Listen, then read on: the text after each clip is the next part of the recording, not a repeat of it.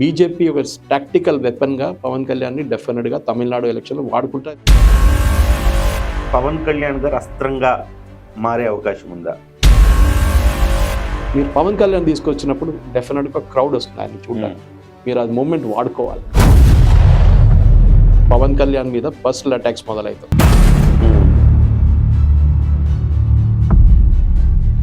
కానీ మోదీ గారు ఎందుకు వెళ్తే నాట్ ఫస్ట్ టైం అండి, 2-3 సార్లు ఇప్పుడు దాకా వెళ్ళారు. అవును, వెళ్ళారు. ఫోకస్ చేస్తున్నారు సార్. అంటే ఈ ఫోకస్లో పవన్ కళ్యాణ్ గారు అస్త్రంగా మారే అవకాశం ఉందా? డెఫినెట్ నేను చెప్పాను చూడండి, ఒక హింట్ ఇచ్చాను మీకు. అవును, ఆంధ్ర వైపు ఉన్న సీట్ల కోసం ఒక అలయన్స్ ఆల్రెడీ బీజేపీ ఏఐడిఎంకి ఒక లూజ్ అలయన్స్ ఉంది, ఫర్మ్ అప్ చేయలేదు ఇంకా. అదే టైంలో పవన్ కళ్యాణ్ గారికి వాళ్ళ పార్టీకి ఈ స్ట్రెచ్ ఒకటి ఉంది, చిత్తూరు వైపు నుంచి వచ్చి నెల్లూరు దాకా స్ట్రెచ్. చాలా మంది తెలుగు వాళ్ళు ఉంటారు. ఈవెన్ లైక్ బెంగళూరు కూడా. బెంగళూరు మీరు నార్దర్న్ బెంగళూరు చూడండి, దేవనహల్లి సైడ్ నుంచి వచ్చినప్పుడు చాలా మటుకు తెలుగు స్పీకింగ్ పాపం. ఈవెన్ బెంగళూరు సిటీలో ఉన్నారు, చెన్నై సిటీలో ఉన్నారు.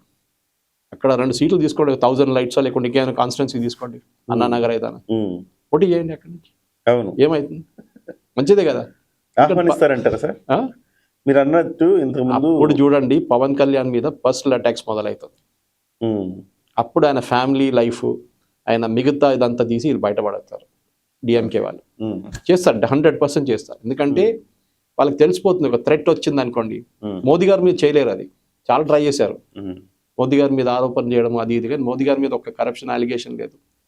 ఫ్యామిలీ ఇష్యూని పక్కన పెడదాం, అది ఆయన పర్సనల్ లైఫ్. కానీ డిఎంకే వాళ్ళకి ఏం రాకపోతే లాస్ట్ క్యారెక్టర్ అసాసినేషన్ అంటాం మన ఇంగ్లీష్లో, ఏదో ఒక కథ చెప్పి ఆయన స్పాయిల్ చేయడం ఉంటుంది. కానీ I think Pavan Kalyan can overcome that. ఎందుకంటే ఆయన పాలిటిక్స్లో ఉన్నప్పుడు ఎప్పుడు చెప్తా, థిక్ స్కిన్ ఉండాలని చెప్తా, రైనాసరస్ స్కిన్ ఒకటి ఉండాలని. మనకి ఇక్కడ అనుభవం అయింది కదా, ఇందులోంచి బయటకు వచ్చేసాడు కదా. ఇప్పుడు ఎవరేం అనలేరు ఆయన. ఎందుకంటే తిట్టడము, మీ మీద ఆరోపణలు చేయడము, మీ ఫ్యామిలీని ఈ ఇష్యూస్లో తీసుకురా అన్నీ చేస్తారు వీళ్ళు. కానీ యాజ్ అ పర్సన్ మీరు ఇన్కరప్టబుల్ అని చెప్పి మీరు మీ ప్రిన్సిపల్స్ మీద ఉంటే ఎవరు మిమ్మల్ని ఏం చేయలేరు. ఐ థింక్ బీజేపీ ఒక టాక్టికల్ వెపన్గా పవన్ కళ్యాణ్ని డెఫినెట్గా తమిళనాడు ఎలక్షన్లో వాడుకుంటారు. ఎందుకంటే రీసెంట్లీ కొన్ని ఇంటర్వ్యూలు తమిళ్లో ఇచ్చారు పవన్ కళ్యాణ్. ఫ్లూయెంట్గా మాట్లాడతారు, because he grew up in Chennai. So slowly Pavan Kalyan fans అక్కడ మొదలవుతారు. అది డిఎంకేకి ఒక థ్రెట్ అవుతుంది. బహుశా ఏఐడిఎంకే కూడా థ్రెట్ అవుతుంది, అదే సీట్లు వారు కూడా అడుగుతారు. కానీ డెఫినెట్గా మోదీ గారు తీసుకొస్తున్న ఆ రెవల్యూషన్ తమిళనాడులో ఓవర్ నైట్ మార్పులు రావు, దానికి టైం పడుతుంది.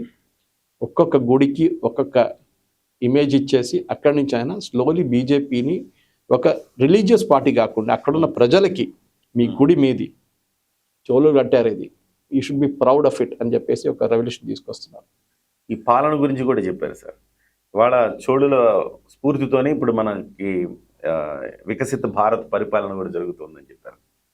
వాళ్ళ నేవీ కనెక్ట్ చేశారు. వాళ్ళ నేవీ కానివ్వండి, వాళ్ళు వాడుకున్న ఎక్విప్మెంట్ కానివ్వండి, వాళ్ళు చేసిన అడ్మినిస్ట్రేషన్ కానివ్వండి, తీసుకోండి అన్ని. సార్ ఇక్కడ ఒక చిన్న డౌట్ సార్. పవన్ కళ్యాణ్ గారు ఒకే అస్త్రంలా వాడతారు, వీళ్ళు ఆయన ఉపయోగపడతాడు కూడా. మహారాష్ట్రలో ఉపయోగపడ్డాడు. సో ఎక్కడైతే తెలుగు స్పీకింగ్ పీపుల్ ఉంటారో అక్కడ వాడుతున్నారు. ఎస్పెషల్లీ తమిళనాడులో అయితే కనుక తమిళ్లోనే ఆయన మాట్లాడుతున్నాడు కాబట్టి ఇంకా ఎక్కువ మందిని కనెక్ట్ అవుతున్నారు. అయితే ఈ పక్క రాష్ట్రం వాళ్ళని, సో ఆయన తమిళ్ మాట్లాడుతున్నాడు కాబట్టి ఆయన ఆహ్వానించడానికి పెద్ద సమస్య ఉండదంటారా? ఉండదండి. ఒకటి ఫిలిం స్టార్ అని ఒక యాక్సెప్టెన్స్ ఉంటుంది. కొంతమంది ఫిలిం స్టార్ని చూడడానికి వస్తారు, కొంతమంది ఫిలిం స్టార్ని చూసి ఓటేయడానికి వస్తారు. పవన్ కళ్యాణ్ సెకండ్ గ్రూప్ ఉంది చూడండి, ఆ గ్రూప్ని ఎక్స్పాండ్ చేయాల్సి వస్తుంది. ఓవర్ నైట్ మీరు చేయలేరు. చేయాలంటే బిల్డప్ ఇప్పటి నుంచి చేయాల్సింది. ఎలక్షన్ కానీ 2 సంవత్సరాల ముందే బూత్ మేనేజర్లు కానివ్వండి, మీ పార్టీ అపారేటస్ కానీ అన్ని సెటప్ చేయాల్సి వస్తుంది. డెఫినెట్లీ బీజేపీ వాళ్ళు వాళ్ళ వైపు నుంచి హెల్ప్ చేస్తారు. కానీ ఒక 10 సీట్ల పోటీ చేస్తే పవన్ కళ్యాణ్ జనసేన పార్టీ వాళ్ళు డెఫినెట్గా ఇంపాక్ట్ క్రియేట్ చేస్తారు. అండ్ పవన్ కళ్యాణ్కి ఒక పాన్ సౌత్ ఇమేజ్ వస్తుంది. రేపు కర్ణాటక ఎలక్షన్ వచ్చినప్పుడు కూడా వాడుకుంటారు. కర్ణాటక వైపు నేను చెప్పినట్ల నార్దర్న్ కర్ణాటకలో డెఫినెట్గా ఈవెన్ బెంగళూరు సిటీలో చాలా మంది తెలుగు వాళ్ళు ఉన్నారు, తెలుగు స్పీకింగ్. వాళ్ళు డెఫినెట్గా పవన్ కళ్యాణ్ ఒక ఆప్షన్ వస్తే డెఫినెట్గా వాళ్ళకి ఆయన ఓటేస్తారు. ఇది చాలా ఇంపార్టెంట్. నేను మళ్ళీ అదే పాయింట్ తిరిగి వస్తుంది, ఏది అంటే హిందుత్వ మీద ఉన్న పట్టు, పవన్ కళ్యాణ్కి ఉన్న ఒక ఇమేజ్ అది బీజేపీ వాళ్ళకు కూడా లేదు. ఏదో నాకు అనిపిస్తుంది, ఒక విశ్వ హిందూ పరిషత్, బజరంగ్ దళ్ వాళ్ళు మాట్లాడుతున్న అదే తీరు, ఆ ఫోర్స్ ఒకటి ఉంటుంది. That is what Pavan Kalyan does. అది అది మీరు ముందు ఆయన ఈ ఎలక్షన్ కన్నా ముందు పవనిజం గురించి మాట్లాడారు అప్పుడు ఆ టైంలో. అవును సార్, అది ఇతర ఓట్లని డ్యామేజ్ చేయదంటారా? అది అలయన్స్ కరెక్ట్ ఉంటుంది కదండి. బీజేపీ వాళ్ళు పవన్ కళ్యాణ్ వ్యతిరేకంగా క్యాండిడేట్ పెట్టరు, బీజేపీ వాళ్ళు అలయన్స్ పెట్టుకుంటారు ఆ టైం. ఇప్పుడు అనౌన్స్ చేస్తారు, బహుశా అప్పుడు అనౌన్స్ చేస్తారు. మైనారిటీ ఓట్లని ఎఫెక్ట్ చేయదంటారా? మైనారిటీ ఓట్స్ అనేది ఒకటి చెప్పండి. మీరు ఆంధ్రాలో చంద్రబాబు నాయుడు గారు ఎట్లా గెలిచారు ఎలక్షన్? అందరూ అక్కడ మైనారిటీ ఓట్ ఉంది కదా. ముస్లిమ్స్ ని ఇదే మీరు సినిమా గురించి చెప్పినప్పుడు వచ్చిన అదే మాట, వాళ్ళని భయపడిపిస్తారు. ఇది ఓవైసీ స్ట్రాటజీ ఓల్డ్ సిటీలో. ఓ ఆర్ఎస్ఎస్ వాళ్ళు వస్తున్నారు చూడు, బీజేపీ వాళ్ళు వస్తున్నారు చూడు, నిన్ను కొడతారు ఇస్తారు. వాళ్ళని పేదరికంలో ఉంచుకొని వాళ్ళని వాడుకుంటారు. చదువుకున్న ముస్లిం హైటెక్ సిటీకి వెళ్ళిపోతాడు, ఓల్డ్ సిటీ నుంచి హైటెక్ సిటీకి వెళ్తాడు. చదువు లేని ముస్లిం ఓల్డ్ సిటీలోనే ఉంటారు. జనరల్గా చెప్పట్లేదు, I'm talking about an example as such. కానీ అదొక స్ట్రాటజీ అన్నమాట. ఈ బ్రెయిన్ వాషింగ్ కూడా తమిళనాడు పాలిటిక్స్లో, ద్రవిడియన్ పాలిటిక్స్లో ఇదే నడుస్తుంది. అక్కడున్న పిల్లలు స్కూల్ నుంచి వాళ్ళని హిందీ వాళ్ళని వ్యతిరేకించాలి, నార్త్ ఇండియన్స్. ఐరన్ ఈజ్ తమిళనాడులో పనిచేస్తున్న చాలా మంది, అక్కడ పొలాల్లో పనిచేసేటోళ్ళు, అక్కడ రియల్ ఎస్టేట్ ప్రాజెక్టులో పనిచేసే వాళ్ళు అన్ని బీహార్ నుంచి, యూపీ నుంచి వచ్చిన వాళ్ళు. వాళ్ళు బాగా హిందీ మాట్లాడతారు, వాళ్ళతో లోకల్స్ కూడా హిందీలోనే మాట్లాడతారు. పని చేయించుకొని కావాలి కదా. మా ఊర్లో కూడా అంతే, అన్ని బీహార్, యూపీ నుంచి వస్తారు, అస్సాం నుంచి వస్తారు, ఒడియా నుంచి వస్తారు. సో మీరు అక్కడున్న పాలిటిక్స్ని మార్చాలంటే ఇంకొక 20 సంవత్సరాలు పడుతుంది. న్యూ జనరేషన్, ఇప్పుడు పుట్టిన జనరేషన్, ఇప్పుడు 2-3 సంవత్సరాలు ఉన్న అబ్బాయి అమ్మాయి వాళ్ళు ఒక మోడర్న్ యాటిట్యూడ్కి వచ్చినప్పుడు, వాళ్ళకి బ్రెయిన్ వాషింగ్ చేయకుండా ఉంటే, then they will become a nationalist. Sir, ఇప్పుడు పవన్ కళ్యాణ్ గారు 10 సీట్లలో పోటీ చేస్తాడని మీరు అంటున్నారు. చేయొచ్చు, నేను ఎక్స్పర్ట్ కాదు కానీ చేస్తే బాగుంటుంది, especially border districts. So overall గా సార్, రాబోయే ఎన్నికల్లో తమిళనాడు ఇప్పుడు మోదీ గారి హవా చూసిన అన్నామలై లాంటి ఒక పవర్ఫుల్ వ్యక్తిని ఆల్రెడీ అక్కడ ఎస్టాబ్లిష్ చేశారు. మోదీ వస్తూ పోతూ కాన్సన్ట్రేట్ చేస్తారు, పవన్ కళ్యాణ్ గారు వస్తారు, అన్నా డిఎంకే ఉంది తోటే. అటువంటిప్పుడు 2026 రాబోయే రోజుల్లో జరిగే ఎన్నికల్లో ఇంపాక్ట్ ఏమైనా ఉంటుందా? తెలంగాణలో 20 సంవత్సరాల ముందు బీజేపీ ఉండేనండి. ఒక సికింద్రాబాద్ సీట్ ఒక్కటే ఉండే వాళ్ళ దగ్గర. అప్పుడప్పుడు గెలుస్తారు, ఓడిపోతారు. మానేమ్మ గారు ఒకసారి కాంగ్రెస్ వైపు నుంచి కలిశారు, దత్తాత్రేయ గారు అప్పుడప్పుడు గెలుస్తారు, ఇప్పుడు కిషన్ రెడ్డి రిప్రజెంట్ చేస్తారు. బీజేపీకి ఆదిలాబాద్లో సీట్ ఎప్పుడు వచ్చిందండి, నిజామాబాద్ వచ్చిందండి, కరీంనగర్ మైనారిటీ ఓట్ ఎక్కువ ఉన్న సీట్ కరీంనగర్, అక్కడి నుంచి బీజేపీ ఎప్పుడైనా గెలిచారా? లేదు. మెదక్ గెలిచారా? మెదక్ అంటే ఇందిరాగాంధీ పోటీ చేసిన కాన్స్టిట్యున్సీ అది. ఒకసారి ఎట్లా గెలిచారు? ఇటువైపు మన చెవెల్లా వైపు కొండ విశ్వేశ్వర ఎట్లా గెలిచారు? మీకు టైం పడుతుందండి బ్రాండ్ బిల్డప్ చేయడానికి. తెలంగాణలో నేను మాట గడ్డొస్తున్నా, తెలంగాణలో నాయకత్వం ఏమి కూడా ఉందేమో అనిపిస్తుంది. బీజేపీ ఎదిగే స్కోప్ ఉన్నా కానీ బీజేపీని డ్రైవ్ చేయగలిగిన ఫోర్స్, సరైన ఫోర్స్ లేక బీజేపీకి ఇంత సమయం పట్టిందేమో, లేకపోతే ఇంకా ఫాస్ట్గా బీజేపీ ఇక్కడ కొన్ని సీట్లు గెలుచుకునేదేమో అని అనిపిస్తూ ఉంటుంది. వాస్తవం కదా. దేనికన్నా ముందు ఒక చిన్న డిస్క్లైమర్ పెట్టేస్తానండి. రామచంద్రరావు గారు నా క్లాస్మేట్. సో దాన్ని మాట్లాడుతున్న డిగ్రీలో మేము ఇద్దరు క్లాస్మేట్. సో నేను ఆయన గురించి చెప్పినా కానీ ఎక్కువ చెప్పినా కానీ అది మీరు ఫ్యాక్టర్ చేసుకోవాల్సి వస్తుంది. మీరు చెప్పిన మాట కరెక్ట్. కానీ నేను ఎప్పుడు చెప్తానంటే, బీజేపీకి తెలంగాణలో లీడర్లు ఎక్కువయ్యారు, ఆంధ్రాలో లీడర్లు లేకుండా పోయారు. ఆంధ్రాలో మిగతా పార్టీల నుంచి లీడర్లు తెచ్చుకోవాల్సి వచ్చింది బీజేపీ. తెలంగాణలో ప్రాబ్లం లేదు, తెలంగాణలో లీడర్లు ఉన్నారు.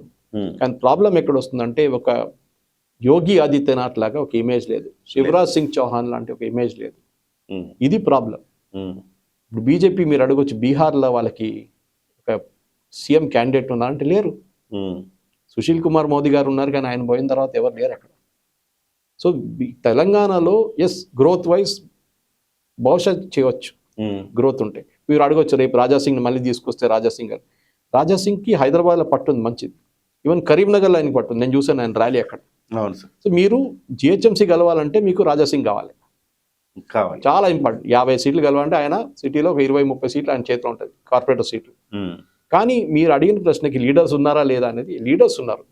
నా అంచనా ప్రకారం స్టేజ్ మీద కూర్చున్న వాళ్ళు ఎక్కువ ఉన్నారు, స్టేజ్ కింద కూర్చున్న వాళ్ళు తక్కువ ఉన్నారు తెలంగాణలో.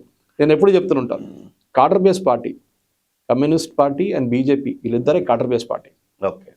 కానీ కమ్యూనిస్ట్ వాళ్ళు ఇప్పుడు అసలు నేను ముందు చెప్పినట్లు అసలు లేరు, వాళ్ళు అయిపోయింది, వాళ్ళ ప్రసక్తి, వాళ్ళు పొజిషన్ ఇస్ అవుట్. బీజేపీలో కాడర్ బేస్ పార్టీ, వచ్చి పని చేసి పోతారు. బిర్యానీ వద్దు, మందు వద్దు, డబ్బులు వద్దు వాళ్ళకి. ఆర్ఎస్ఎస్ కల్చర్ వాళ్ళ దాంట్లో. సో మీరు ఈ అడుగుతున్న లీడర్షిప్ వ్యాక్యూమ్ అంటున్నారు కదా తెలంగాణలో, ఎస్ కరెక్ట్. కొంచెం అగ్రెషన్ ఉంటే బహుశా గెలుస్తుండే. ఇదే రేవంత్ రెడ్డి ఏబీవీపీ నుంచి వచ్చారు, టీడీపీ తర్వాత దాని తర్వాత కాంగ్రెస్కి వచ్చిన మనిషి. రేవంత్ రెడ్డి మల్కాజిగిరి నుంచి పోటీ గెలిచారు, మా కాన్స్టిట్యున్సీ అది లోక్సభ కాన్స్టిట్యున్సీ. ఆయన మల్కాజిగిరి నుంచి మంచిగా కాడు. కరెక్ట్. ఇప్పుడు ఈట్ల రాజేందర్ గెలిచారు, ఆయన కూడా టెక్నికలీ మల్కాజిగిరి నుంచి కాదు, అది గెలిచారు ఆయన. ఎందుకంటే సిటీ బేస్డ్ కాన్స్టిట్యున్సీలో కాస్మోపాలిటన్ ఓటర్స్ ఎక్కువ ఉన్నారు. తమిళులు ఉన్నారు, కన్నడిగాస్ ఉన్నారు, మరాఠాస్. హైదరాబాద్ ఒకటే సిటీ అండి సౌత్లో, ఎవరు స్థాపించారని చెప్పట్లేదు. కులి కుతుబ్షాలు కట్టారు అని చెప్తారు, కానీ తెలుగు వాళ్ళు సెటప్ చేస్తారు, లేకుంటే ఉర్దూ వాళ్ళు సెటప్ చేస్తారని ఎవరు చెప్పారు. వచ్చిన వాళ్ళే మైగ్రెంట్స్, వచ్చిన వాళ్ళు పర్షియా నుంచి వచ్చారు. దాట్ ఈస్ అన్ అడ్వాంటేజ్ హైదరాబాద్లో. దానికోసం ఇప్పుడు కూడా టూ కాస్మోపాలిటన్. సో తెలంగాణలో ఎస్ బీజేపీకి ఇంకా ఛాన్సెస్ ఉన్నాయి, కానీ ప్రాబ్లం ఎక్కడ వస్తుందంటే అగ్రెషన్ లేదు. మీరు చెప్పినట్లు పవన్ ఇక్కడ కూడా వాడతారా సార్? ఈ పవన్కి లాస్ట్ టైం 2 సార్లు వాడే అవకాశం వచ్చినా కానీ వాళ్ళు వాడుకోలేకపోయారు. ఈ పవన్ కళ్యాణ్ మీకు క్రౌడ్ తీసుకొస్తారు, మీరు దాన్ని ఓట్ల కన్వర్ట్ చేయడానికి బీజేపీకి చేసుకోవాల్సి వస్తుంది. అవును. ఇప్పుడు నేను ఎగ్జాంపుల్ ఇస్తాను. బండి సంజయ్ సిటీలో ఒక మీటింగ్ పెట్టారు, 25,000 మంది కూడా రారు ఆనెస్ట్లీ, ఎందుకంటే ఆయన ఇక్కడి నుంచి కాదు. రాజా సింగ్ వస్తే 2 లక్షల మంది వస్తారు. కరెక్టే సార్. ఒక ర్యాలీ తీస్తాడు, హనుమాన్ జాతర తీస్తాడు, అందరు వస్తారు. మీరు పవన్ కళ్యాణ్ తీసుకొచ్చినప్పుడు డెఫినెట్గా క్రౌడ్ వస్తుంది ఆయన చూడడానికి. మీరు అది మూమెంట్ వాడుకోవాలి. అది బీజేపీకి తెలియాలన్నమాట, ఎట్లా కన్వర్ట్. ఎందుకంటే ట్రెడిషనల్ ఏమంటారంటే ఆంధ్ర వాళ్ళు ఉండేది దిల్సుఖ్ నగర్ వైపు, ఇటు కుకట్పల్లి వైపు అంటారు. ఇప్పుడు అదంతా లేదండి. కుకట్పల్లి వైపు నుంచి కాంగ్రెస్ వాళ్ళు గెలిచారు, దానికన్నా బీఆర్ఎస్ వాళ్ళు గెలిచారు, అన్నీ చేశారు. ఒక కాన్సెప్ట్ పోయింది ఇప్పుడు. ఆంధ్ర తెలంగాణ అనే కాన్సెప్ట్ లేదు ఇప్పుడు, తెలుగు స్పీకింగ్ అంతే పాపులేషన్. సో డెఫినెట్గా పవన్ కళ్యాణ్ వాడుకోడు, కానీ ఇప్పుడు ఎలక్షన్ ఏం లేదు ఇక్కడ. అవును సార్. మీకు వచ్చే ఎలక్షన్ ఇప్పుడు నెక్స్ట్ అసెంబ్లీ ఎలక్షన్ చాలా దూరం వస్తుంది. ఇది జెడ్పీటీసీలో జిహెచ్ఎంసీ వస్తుంది కదా సార్? జిహెచ్ఎంసీలో వస్తుంది. జిహెచ్ఎంసీలో మీకు ఆంధ్ర పీపుల్ కూడా ఎక్కువ మంది చాలా ఉంది, అక్కడ వాడుకోవచ్చు. జిహెచ్ఎంసీలో చాలా మటుకు సీట్లలో నాన్ తెలుగు స్పీకింగ్ పాపులేషన్ కూడా ఉన్నారు చాలా మటుకు. మీరు మల్కాజిగిరి వెళ్ళండి ఒకటి వైపు, తమిళ్ మలయాళీ స్పీకింగ్ పాపులేషన్. కాచిగూడ వైపు వెళ్ళండి, కాచిగూడ పేరే మరాఠీ పేరు. ఓకే, కచ్చిగూడ. ఓకే, చప్పల్ బజార్ అంటాం మనం. చేపల బజార్ ఉండేది ముందు, పక్కన మూసి ఉండే, దాని నుంచి చేపలు అమ్మేస్తే చప్పల్ బజార్ అయిపోయింది. ఇక్కడ మరాఠీ స్పీకింగ్ పాపులేషన్ వాళ్ళ పెద్ద అసోసియేషన్ ఉంది అక్కడ. మీకు ఆ ఓటింగ్ పాపులేషన్ చూడండి, బీజేపీ లాస్ట్ టైం కలిసిన సీట్లని చాలా మటుకు ఇట్లాంటి కాస్మోపాలిటన్ సీట్స్ నుంచి కలిసారు. ఓకే, ప్యూర్ ఓల్డ్ సిటీ నుంచి వాళ్ళు గెలవలేరు, అది ఓవైసీ పట్టుంటుంది అక్కడ ఇప్పుడు కూడా. కానీ అక్కడి నుంచి కూడా కొన్ని సీట్లు బార్డర్ సీట్లు గెలిచారు. ఇటువైపు మీరు శేర్లింగంపల్లి కానీ ఇటువైపు చూస్తే ఎడ్యుకేటెడ్ ఎలీట్ ఉంటారు, వాళ్ళు ఓట్లేయరు అసలు. డ్రాయింగ్ రూమ్ లో కూర్చొని రోడ్ బాగాలేదు, డ్రైనేజ్ బాగాలేదు అంటారు, ఫేస్బుక్ లో పోస్ట్ పెడతారు అట్లాంటి వాళ్ళు. ఓకే, వెళ్ళి రోడ్డు మీద ధర్నా చేయాలంటే నేను చేయనంటాడు, నేను ట్యాక్స్ కడుతున్నా కదంటాడు. సో చాలా మటుకు డైకాటమీ ఉంది. కానీ ఒక ఛాలెంజ్ ఎక్కడ వస్తుందంటే, మీరు అడిగిన ప్రశ్నకి ఇంకొక క్వశ్చన్ ఉంది దానికి. బీజేపీ ఫస్ట్ బీఆర్ఎస్ని రీప్లేస్ చేయాల్సి వస్తుంది, దాని తర్వాత కాంగ్రెస్ని ఛాలెంజ్ చేయండి. ఇప్పుడు ఏమైందంటే ఓట్లు 3గా స్ప్లిట్ అయిపోతుంది. మీరు బీఆర్ఎస్ని టోటలీ ఫినిష్ చేసేస్తే, ఇప్పుడు కర్ణాటకలో జరిగింది అది. కర్ణాటకలో ఒక టైంలో బీజేపీ థర్డ్ పార్టీ ఉండే అక్కడ, కాంగ్రెస్ జేడిఎస్ వీళ్ళిద్దరు అక్కడెక్కడ ఆల్టర్నేట్గా రూల్ చేస్తుండే దేవగౌడ టైంలో, కుమారస్వామి అన్నాడు. ఇప్పుడు ఏమైందండి, కంప్లీట్ పక్కన పెట్టేశారు. ఇప్పుడు బీజేపీ అక్కడ సెకండ్ పార్టీగా వచ్చేస్తుంది. సో డెఫినెట్గా ఇదే పాయింట్ తెలంగాణలో చేయాల్సి వస్తుంది. ఫస్ట్ మీరు బీఆర్ఎస్ని కంప్లీట్గా ఫినిష్ చేసేసేయండి, బీఆర్ఎస్ని పైకి రానియండి, వాళ్ళ లీడర్ని కావాలంటే కొనుక్కోండి, ప్రాబ్లం లేదు. కానీ వాళ్ళు ఒకసారి ఉంటే మీకు థ్రెట్ అది. బీజేపీ వాళ్ళని కంప్లీట్గా ఫినిష్ చేస్తే ఒక 10 సంవత్సరాల్లో మీరు అడిగిన ప్రశ్నకి జవాబు వస్తుంది. బీజేపీకి ఒక పొజిషన్ వస్తుంది తెలంగాణలో, second party which can challenge Congress అని వస్తుంది.